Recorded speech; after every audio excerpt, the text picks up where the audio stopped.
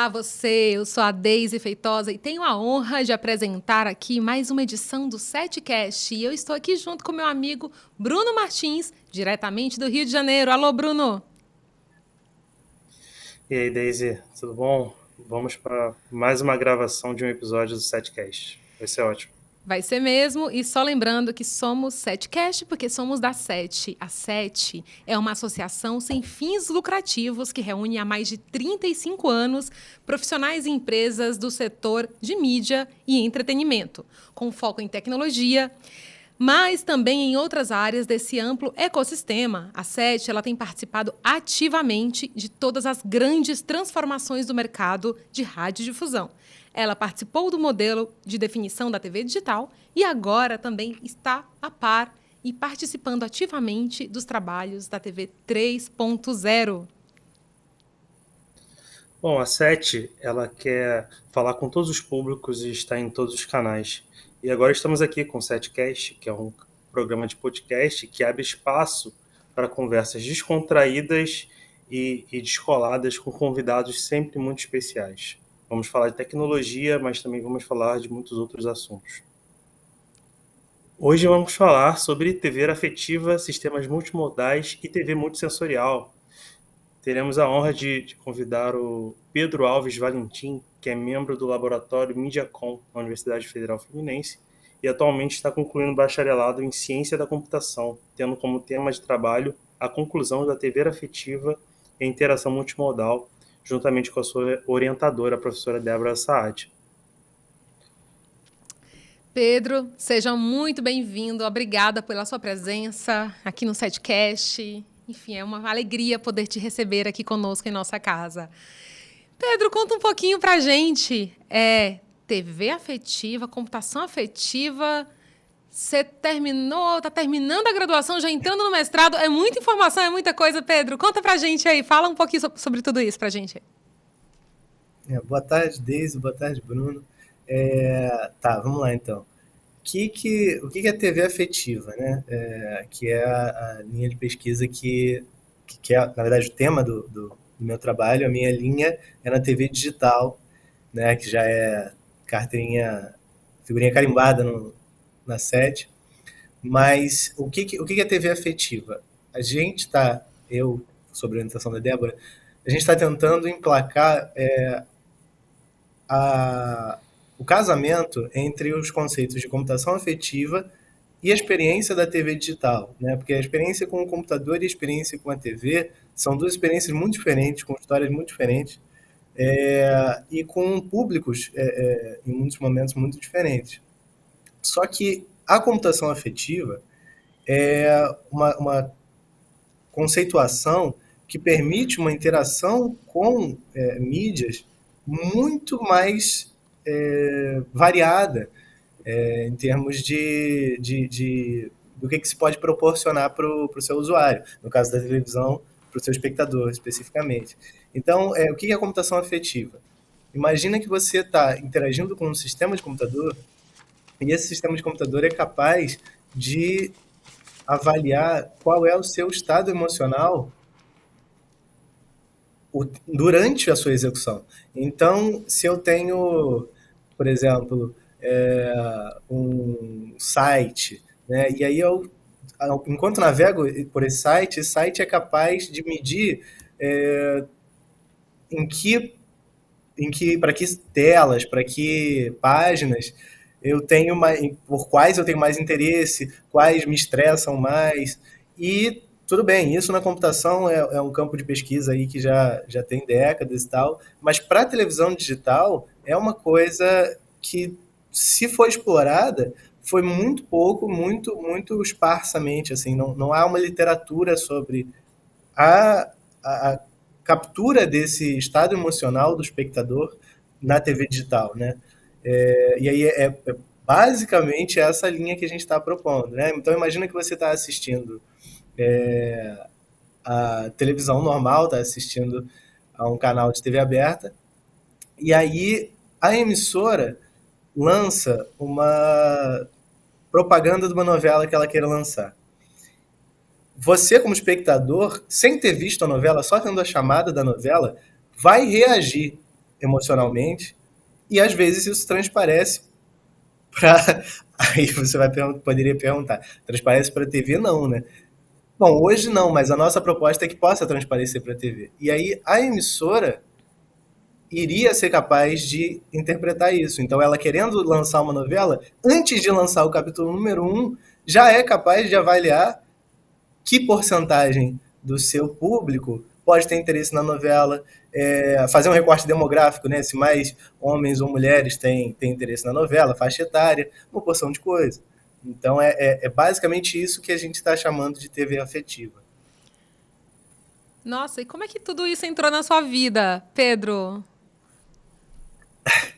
Eu comecei a pesquisa sobre a orientação da Débora na iniciação científica por interação multimodal, que é o quê? São múltiplos modos de interação com um sistema. Como a linha do nosso grupo já é TV digital, a gente está falando, quando a gente está falando de sistema, a gente está falando sempre de TV digital, né? A interação multimodal na TV, ela é qualquer conjunto de interações que você possa fazer que não seja a interação tradicional. Qual é a tradição da interação com a TV digital?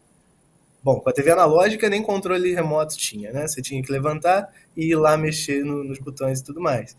Depois, com a TV, com o avanço da TV, veio o controle remoto, e com a TV digital é basicamente só o controle remoto. Muitas nem tem botão no painel. A interação multimodal é a interação que foge desse padrão. É a interação que foge, claro, sempre permitindo que você ainda use o controle, mas te proporcionando a possibilidade de usar outros modos de interação. Por exemplo, o mais tradicional, que está virando tradicional dentro da multimodalidade, é a interação por voz. E aí tem muitos fabricantes de televisão, tem televisão da Samsung, da LG, que o controle vem com o microfone embutido e você pode interagir pelo controle, né? Muitas vezes até com assistente de voz, tipo Alexa e tudo mais. Só que o problema dessa solução é que ela depende do fabricante. Então, o fabricante da TV tem que criar o seu sistema de reconhecimento de voz e tudo mais, implementar na sua TV, e se você trocar de TV, se você comprar uma TV que não tem isso, você, como espectador, perde esse recurso. A nossa proposta é que esses recursos sejam padronizados para as TVs produzidas no Brasil. Então, toda TV que se constrói no Brasil, ela já carrega necessariamente o suporte para esse tipo de interação. E aí, por interação multimodal, não é só voz também. A gente tem interação por gesto, tem uma muito interessante que é por movimento dos olhos, então você consegue controlar olhando para a tela, claro, com um equipamento propício para isso, mas é possível fazer, controlar olhando para a tela o que você faria com o controle, né? Por exemplo, clicar, trocar de canal, aumentar e baixar volume. E então é isso que é a interação multimodal, e considerando que ela já existe, a nossa proposta é que ela exista no padrão da televisão já no Brasil, no que a gente chama de middleware. Então a TV já é produzida com essa capacidade, e por norma, né? Por legislação. Então você não precisa comprar uma TV do modelo tal, da marca tal. A TV que você comprar, contanto que ela tenha sido produzida depois da norma, ela já vem com isso.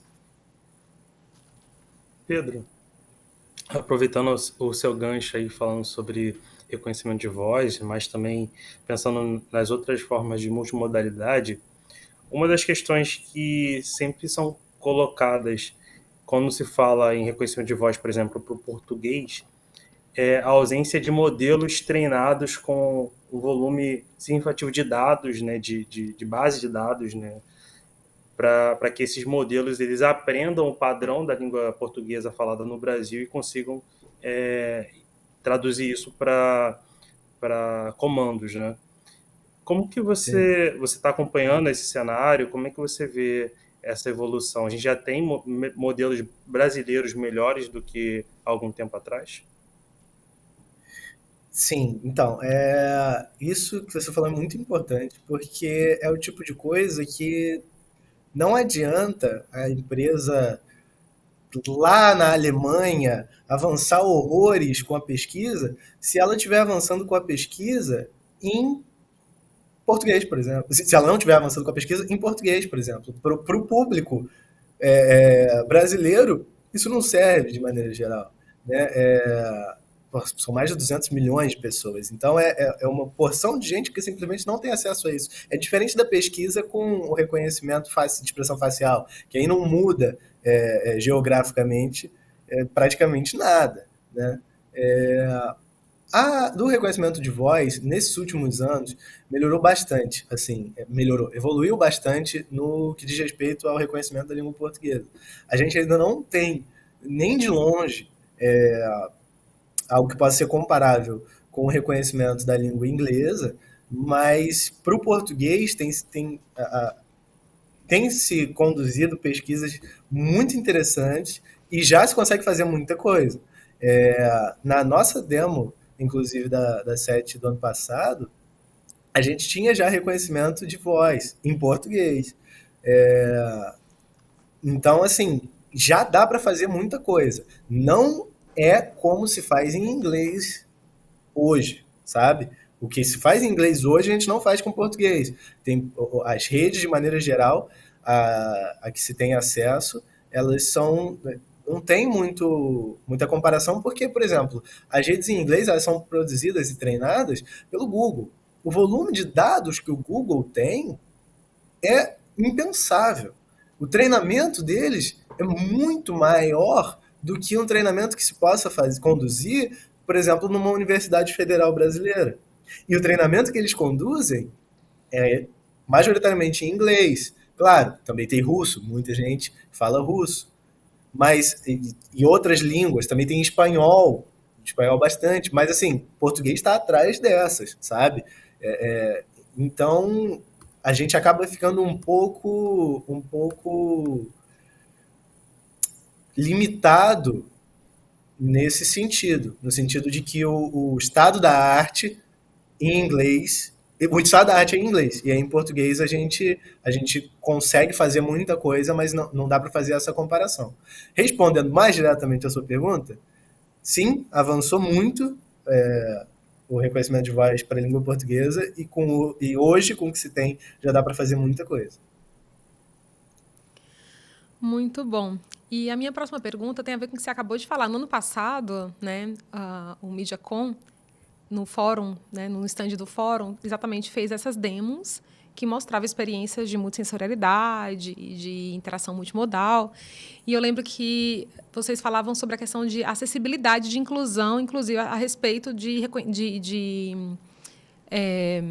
interação, né, pelo olhar, né? Eu queria que você contasse um pouquinho mais, Pedro, sobre, né, as potencialidades inclusivas da TV 3.0. Então, da TV 3.0, tem muita coisa que vai vir com a TV 3.0. Então é até um pouco difícil, considerando que a gente ainda está no começo dessa parte de normatização e tudo mais, dizer tudo que vai poder ser feito com relação à acessibilidade. Mas tem muita coisa, muita coisa. Só das interações multimodais, a gente tem interação por voz, a gente tem interação por gesto, e como você bem mencionou, a gente tem interação pelo movimento dos olhos. Há projetos de propostas, na verdade, de que se integre, de que a gente faça coisas relacionadas a Libras já. Então, por exemplo, uma coisa que a gente estava discutindo até na reunião no começo dessa semana é que a gente consiga, perfilando o usuário. Então, eu tenho uma TV na minha casa e aí tem N pessoas na minha casa e cada uma tem a sua conta, né? O seu usuário, o seu perfil para a televisão da sua casa. Que se por acaso eu tiver uma deficiência auditiva, eu posso requerer a acessibilidade pelo meu perfil, e aí, se estiver logado no meu perfil, ou seja, a princípio sou eu que estou assistindo, a televisão disponibiliza um modelo de Libras no canto da tela. Já sem eu ter que pedir para cada programa, ou sem eu ter que contar com o conteúdo do programa, já trazendo isso para todo mundo. Se for eu que estou com o perfil que requer a acessibilidade de Libras, a televisão já propicia isso. Se for outro perfil que não requisita isso, isso não aparece. Então, para a TV 3.0, essa questão do multiusuário também é muito interessante. E todas as coisas estão convergindo, né? A TV 3.0 tá virando uma coisa que faz muito sentido como um todo, em termos de coesão. Bacana, bacana, Pedro. Eu também tenho acompanhado aqui, um pouco mais de longe, as discussões da TV 3.0, né? E pelo que eu tenho acompanhado aqui, a camada de software ali, né, o DTV Play, vai ser uma camada muito relevante, né, para propiciar essas experiências para o usuário, né? Com relação a essa parte de Libras, vocês já fizeram algum desenvolvimento ligado a avatares que possam traduzir o áudio que está sendo falado ali na cena para movimentos em forma de Libras, para comunicação em Libras? Vocês já fizeram algum tipo de pesquisa nesse sentido? Então, da nossa pesquisa daqui do MediaCom, a gente não tem conduzido pesquisa sobre isso. Na verdade, a minha última contribuição, antes de iniciar a parte da TV afetiva, especificamente, era na opção multimodal do gesto, né? Que facilmente se estende para uma interação por Libras. Mas você está perguntando de um avatar virtual, né? Exa- Ser, que possa aparecer na televisão, né? Isso. O, tem uma iniciativa que eu acho que é do governo, na verdade. Eu tô um pouco por fora dos detalhes, mas, salvo engano, se chama V-Libras, que é exatamente isso. Você consegue entrar com um texto o sistema monta um avatar tridimensional que traduz para Libras. Então você manda o texto escrito e ele traduz para Libras. Isso é imenso. Isso é assim, é uma coisa incrível, porque o que isso facilita e incentiva, né, as emissoras e quem produz conteúdo a possibilitar a implementação, né, de um intérprete de Libras é muito maior. Claro, eu também acho importante que o intérprete de Libras tenha o seu emprego garantido e tudo mais, mas é importante essa facilidade e essa simplicidade da implementação do intérprete de Libras, nesse caso virtual. Para a TV 3.0, eu não sei se a gente se tem algum grupo, principalmente os grupos que estão envolvidos com acessibilidade especificamente na norma, se estão usando VLibras ou não. Essa informação eu não tenho. Mas que existe já esse sistema de virtualização de Libras, com modelo tridimensional e avatarzinho e tudo mais, isso existe. Inclusive, essa iniciativa Velibras, ela, né, nasceu, uma sementinha da Universidade Federal da Paraíba, de pesquisadores, coordenada por um pesquisador chamado Thiago Maritan, que era, na época, orientando do professor Guido Lemos. Né? Então, eles estão super aí, enfim, engajados nessa causa e fizeram uma parceria com o governo, pelo que eu tenho acompanhado. Depois a gente pode convidá-los também para falar um pouquinho para a gente aqui sobre essa experiência. Mas eu queria voltar um pouquinho... Deixa claro. eu só fazer um comentário relacionado a uma coisa que eu disse agora há pouco sobre a questão de modelos em língua portuguesa, né? Recentemente saiu uma notícia sobre um pesquisador brasileiro da PUC-Rio que desenvolveu um modelo de tradução de voz para texto, né, de speech to text, chamado Jonatas Grossman. Ele é da PUC-Rio e o modelo dele é considerado o modelo mais baixado da história desse tipo de pesquisa, né? Tem mais de 60 milhões de downloads, né? É uma notícia recente. Olha Não só. sei se o Pedro já tinha visto essa notícia. Não, essa eu tô super por dentro, assim, eu li quando ainda estava saindo, a, quando ele ainda estava conduzindo a pesquisa, né? Salvo engano, ele é aluno do professor Kalinowski, lá Isso. da, lá da PUC-Rio, Lá da... e, e essa pesquisa, esse modelo que ele treinou, ele foi, ele tem uma plataforma para modelos de machine learning chamada Hugging Face, que para onde vão assim os modelos para a internet, sabe? Tipo assim, eu quero publicar um modelo de aprendizado de máquina, né, de inteligência artificial e tudo mais, na internet, e aí eu quero deixar isso público para quem quiser baixar e quem quiser usar e tudo mais, e aí eu publico lá. Realmente, o dele passou o do Google, passou, acho que tinha o da IBM também, tem o do Facebook, e a princípio parece que vai contra o que eu falei ainda agora, que eu falei, cara, não tem como uma universidade federal competir com o Google. Bom, tirando a pedância de que a PUC não é federal, é, não mudaria nada, né? Como é que a PUC vai competir com o Google?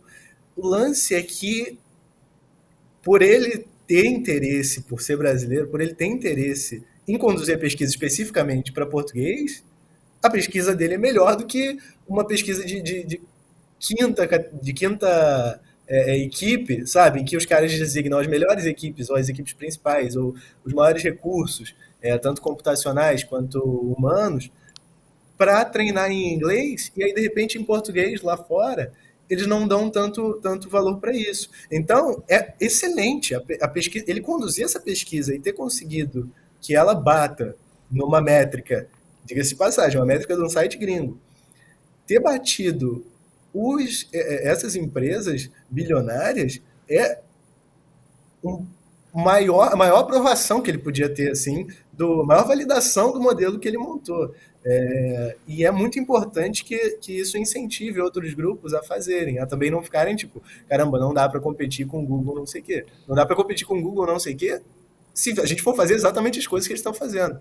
Só que tem coisas que eles simplesmente não ligam tanto para fazer, como reconhecimento para a língua portuguesa. E aí a gente tem sim que conduzir até para pressioná-los a melhorarem o serviço deles. Né? Porque se na métrica do Hugging Face, que todo mundo que é da área conhece, o modelo do universitário do Rio de Janeiro é melhor que o modelo do Google, com certeza, lá eles vão ficar, pô, a gente tem que fazer um modelo melhor do que o que a universidade está fazendo. Universidade no Brasil, que os caras já não olham para a gente com os melhores olhos, né? Então, é uma pesquisa importantíssima que ele conduziu. E só reforça a importância de se investir em ciência aqui no Brasil, né? Se a gente faz isso muitas vezes com tão pouco incentivo, imagine com bons incentivos, né? Tá faltando nesse país. Bom, então assim, voltando, né? Eu queria agora falar um pouquinho sobre a questão da multissensorialidade. No stand da SETI Expo, vocês mostraram algumas experiências em que tinha um dispositivo chamado Moodle e que ele exalava alguns cheiros. Eu queria que você falasse um pouquinho sobre isso. Eu lembro que quando eu estava participando de um projeto do Switch Off da TV Juntar Seja Digital lá em Belo Horizonte, eu lembro que as crianças numa escola falaram, nossa, a TV do futuro, e nem existia essa perspectiva. Será que eu vou poder sentir o cheiro do MasterChef?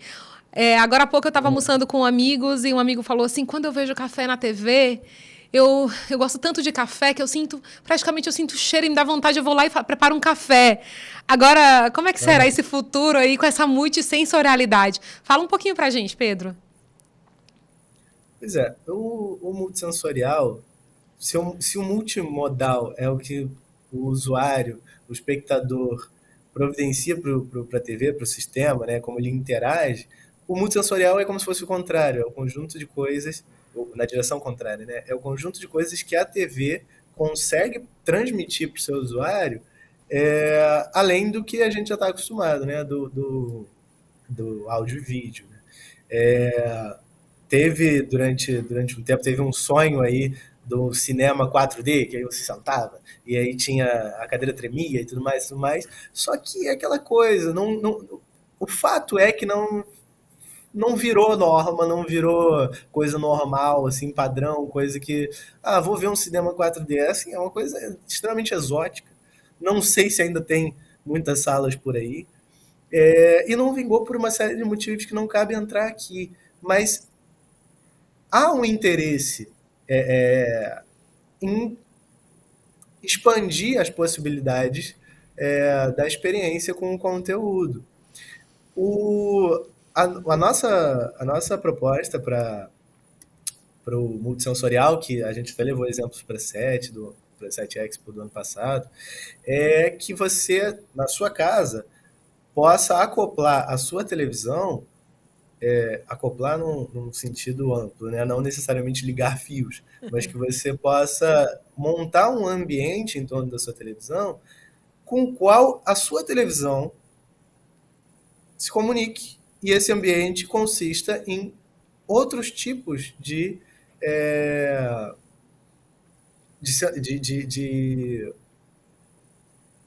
com outros aparelhos que possam te proporcionar outras respostas sensoriais.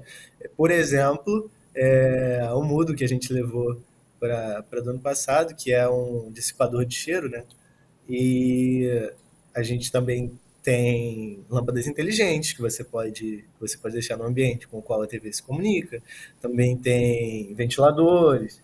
é, Tem uma que esse é um pouco mais específico, mas também é muito interessante, que a gente tem aqui no laboratório, que é uma lâmpada de calor. Então, assim, ela não emite muita luz, mas ela realmente esquenta enfim, a direção para a qual ela está voltada. Então, tem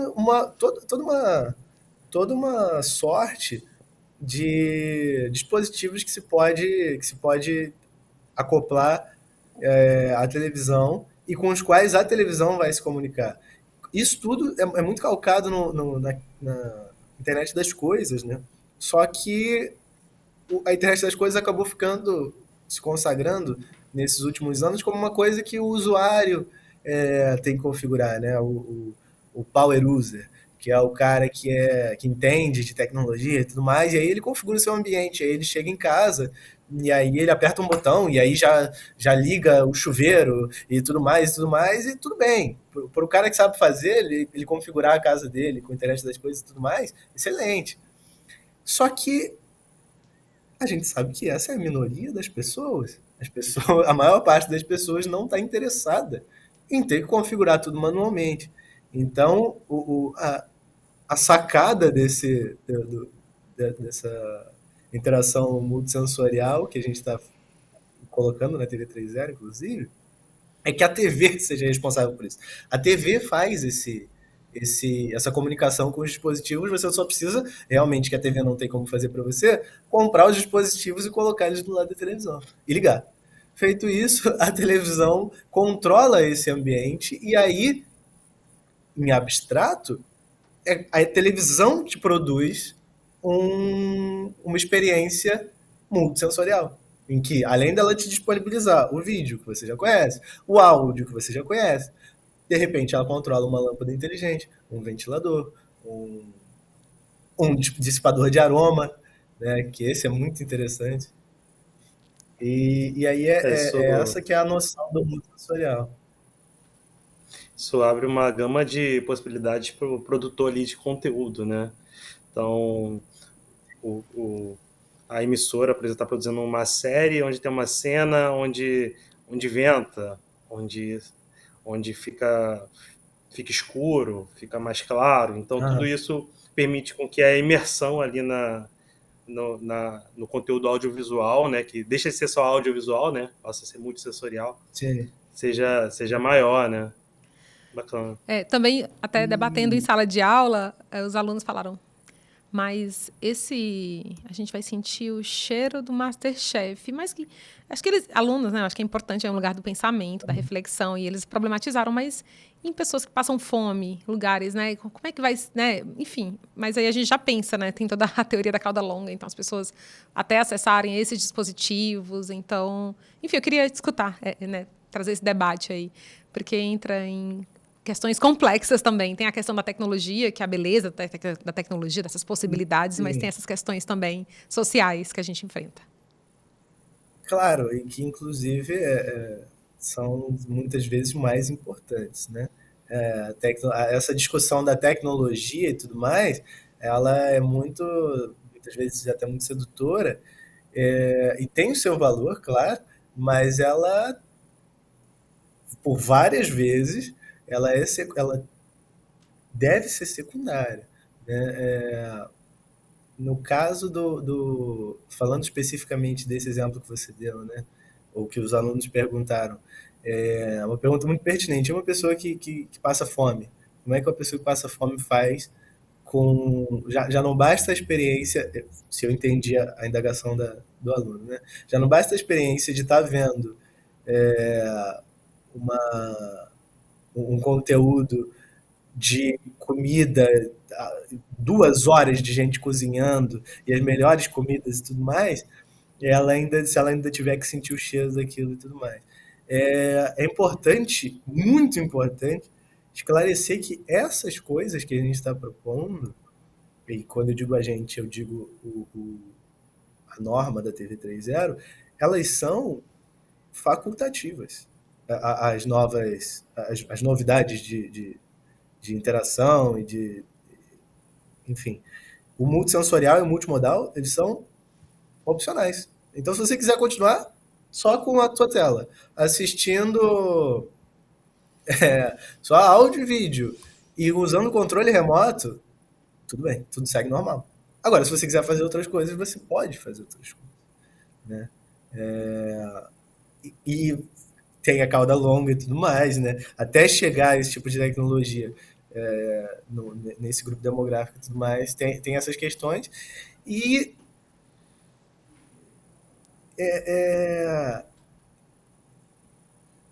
eu acho que é o caso também de perceber, falando especificamente desse aspecto do acesso às coisas, que esse problema especificamente não seria o caso também, porque você teria que comprar o dispositivo. Claro. Esses dispositivos agregados, eles são por fora, eles não vêm na TV, a TV se comunica com eles. Mas se você está em situação de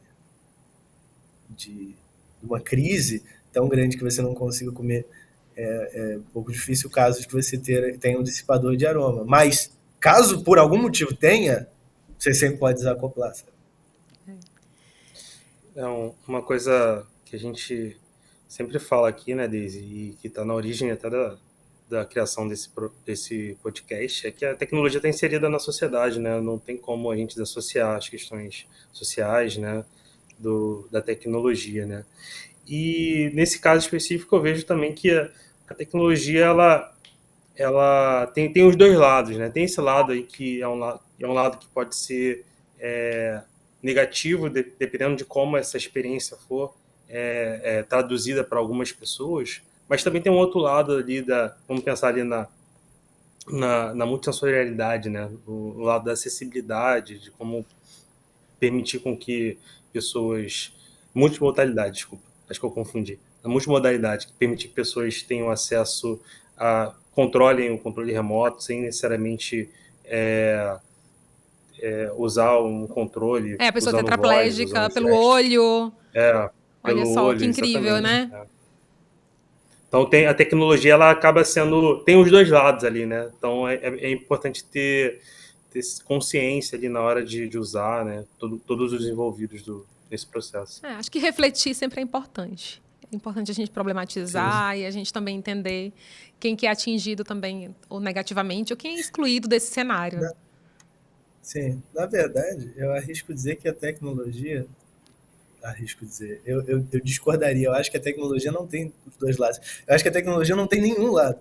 O mesmo sistema que serve para eu controlar a televisão pelos olhos pode servir para avaliar cada movimento que eu faço com os meus olhos na minha sala de estar.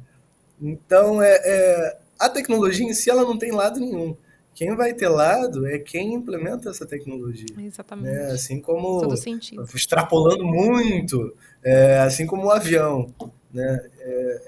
A questão é, quando a gente que desenvolve, que faz pesquisa e tudo mais, a gente pode, claro, Direcionar. sim, também, mas a gente pode, o que eu ia dizer é que a gente pode ter um encanto pelo nosso objeto, né? O aspecto técnico e tudo mais, mas algum tempo a gente precisa dedicar para olhar criticamente para o que a gente está fazendo. Né? Não dá para entrar numa de, nossa, isso aqui é muito legal, isso é muito bonito e tudo mais, e ignorar que há uma potencialidade, sabe? Muitas vezes nociva. Né? Então, se a gente não pensa na potencialidade nociva do que a gente está fazendo, a gente é parcialmente responsável, sim, pelo mau uso daquela tecnologia que a gente desenvolveu. E é possível sempre experimentar também, criar experiências inclusivas, diversas, com diversidade. Então, a tecnologia está aí. A gente precisa desenvolver soluções e projetos para isso. Esse ponto que você colocou, cara, concordo bastante, porque esse último ponto sobre a questão do movimento dos olhos, né?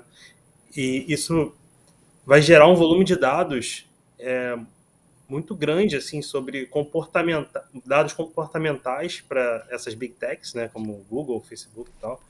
E elas já utilizam vários desses dados para vender coisas para a gente, né?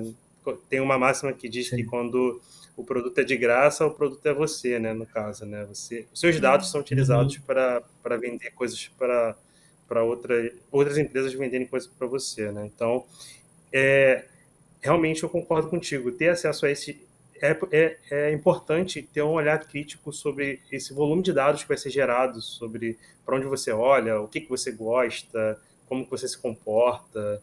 É interessante esse ponto. Sim, e aqui, só pegando esse gancho, fala rapidinho. Aqui no Brasil, a gente deu um passo muito importante com relação a isso na legislação da LGPD, né, que foi inspirada em grande parte pelas regulamentações que foram feitas na Europa e tudo mais, mas que é pedra angular nessa discussão. Né? A gente tem um potencial técnico e quando eu digo a gente, eu digo os sistemas que a gente desenvolve, tem um potencial técnico de guardar, de tratar, de manipular, de ler um volume impensável de dados. Né? O Brasil não é um país pelo amor de Deus, de 2 milhões de habitantes, de 500 mil habitantes. O Brasil tem 200 milhões de habitantes. Então, é muito importante que a gente sempre, quando for pensar num sistema desse, no caso da TV 3.0, a gente até, por lei, porque o projeto é do Ministério de Comunicações e tal, a gente se adequa, a gente tem todo uma parte da pesquisa que a gente desenvolve, que olha, o que a gente está fazendo está de acordo com a LGPD? E aí, que é a Lei Geral de Proteção de Dados, né? E aí a gente vai fazendo, costurando dentro desse limite. E claro, nem todos os sistemas no Brasil fazem isso. A gente faz porque a gente já está trabalhando no edital público. Mas a maior parte dos sistemas no Brasil não se adequa à LGPD. E quando eu digo sistemas no Brasil, não são sistemas necessariamente do Brasil. Tem sistemas no Brasil que são estrangeiros. Por exemplo, agora, tipo, esse mês, sei lá, saiu uma notícia de que foi processada a primeira empresa, ou o primeiro caso, alguma coisa, baseado na LGPD. Mas tem uma porção irregulares. A LGPD é nova, ela é de 2018. Por exemplo, o Threads do Instagram que lançou agora, o Threads é tipo o Twitter, né? É a rede social do Instagram que lançou agora, ela não se adequa à LGPD. Lançou agora. Ela não se adequa à LGPD. Então, sempre tem em mente que esse é um problema latente. O volume de dados que se produz, com quem ficam esses dados e o que está sendo feito desses dados. Se estiver de acordo com a LGPD, honestamente, recomendo que se leia alguma coisa sobre a LGPD depois, tem muitos resumos na internet. A LGPD ela é muito razoável. Assim, comparado com o Deus dará, que é a ausência da LGPD, ela é muito razoável. Por exemplo, o usuário precisa autorizar todas as capturas para tratamento de dados. Ele pode revogar a hora que ele quiser. Ele tem o direito de saber quais são os dados exatamente que estão sendo armazenados. Enfim, ela é muito razoável e a gente tem que se preocupar com ela falando como pesquisador, mas como usuário também, né? Como usuário de sistemas no Brasil, a gente tem que ter uma noção do que está acontecendo com os nossos dados, porque isso é muito importante.